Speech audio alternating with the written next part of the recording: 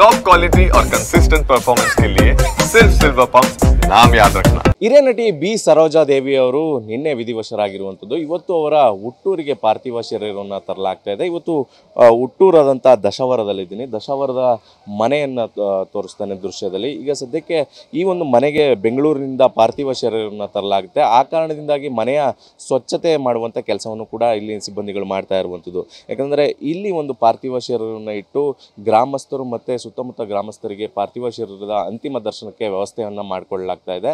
ಆ ಕಾರಣದಿಂದಾಗಿ ಮನೆ ಬಳಿ ಸ್ವಚ್ಛತಾ ಕಾರ್ಯವನ್ನು ಮಾಡಲಾಗ್ತಾ ಇರುವಂಥದ್ದು. ಈಗ ಸದ್ಯಕ್ಕೆ ದೃಶ್ಯವನ್ನು ತೋರಿಸ್ತಿದೆ. ದಶಾವರ ಗ್ರಾಮದಲ್ಲಿರುವಂಥ ಅವರ ಮನೆ ಆಗಿರುವಂಥದ್ದು. ಈ ಮನೆಗೆ ಆಗಾಗ ಬಂದು ಕಾಲ ಕಳೀತಾ ಇದ್ರು.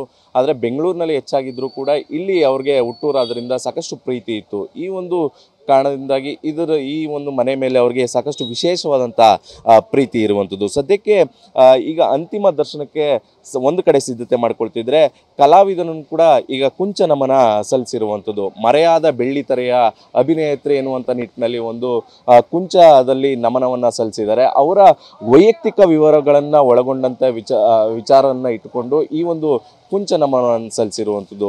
ಈ ಒಂದು ಅವರು ಏನೋ ಮೊದಲನೇ ಚಿತ್ರ ಯಾವುದು, ಜೊತೆಗೆ ಅವರು ಅಭಿನಯಿಸಿದ ಯಾವುದ್ಯಾವುದು ಚಿತ್ರಗಳು, ಯಾರ ಜೊತೆ ಅಭಿನಯಿಸಿದ್ರು, ಮತ್ತು ಅವರು ಪ್ರಮುಖವಾಗಿ ರಾಜ್ಕುಮಾರ್ ಅವರಾಗಿರ್ಬೋದು, ಉದಯ್ ಕುಮಾರ್ ಅವರು, ಕಲ್ಯಾಣ್ ಕುಮಾರ್ ಅವ್ರ ಜೊತೆ ಮಾಡಿದ ಕೆಲಸದ ವಿಚಾರವಾಗಿರ್ಬೋದು, ಇದೆಲ್ಲವನ್ನು ಒಳಗೊಂಡಂಥ ಈ ಒಂದು ಕುಂಚ ನಮನವನ್ನು ಕಲಾವಿದ ಸಲ್ಲಿಸಿರುವಂಥದ್ದು.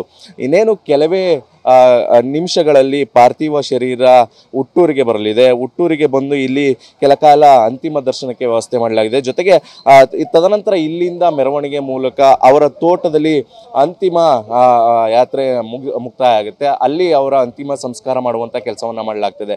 ಈಗಾಗಲೇ ಎಲ್ಲ ಗ್ರಾಮಸ್ಥರು ಮತ್ತು ಅವರ ಅಭಿಮಾನಿಗಳು ಎಲ್ಲರೂ ಸೇರಿ ಒಂದು ಅಂತಿಮ ನಮನ ಸಲ್ಲಿಸಲಿಕ್ಕೆ ಸಿದ್ಧತೆಯನ್ನು ಮಾಡ್ಕೊಳ್ತಾ ಇರುವಂಥದ್ದು. ಕ್ಯಾಮ್ರಾ ಪರ್ಸನ್ ಗುರುರಾಜ್ ಜೊತೆ ದಿಲೀಪ್ ಚಡೋಳಿ, TV9 ರಾಮನಗರ.